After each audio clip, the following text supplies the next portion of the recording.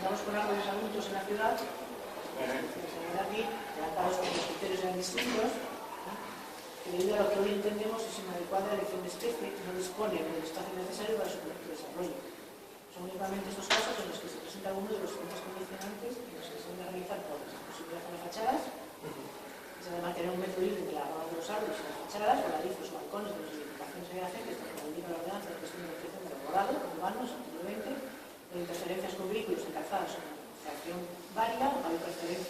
viaria, o interferencias con luminarias de la vía pública, con proximidad a líneas eléctricas, o problemas estructurales, tales como la descompensación de copas o ramas, que pueden producir caídas por interferencias con peatones en el caso de las ramas bajas. Esos son los que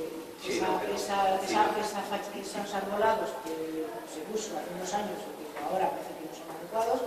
pues es cuando se le hace más poda y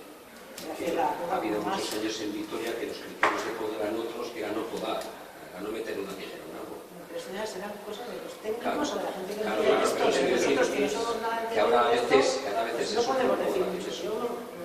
me considero ignorante en esto, no tengo ni idea de cuándo se poda ni si es profesional el que poda o no.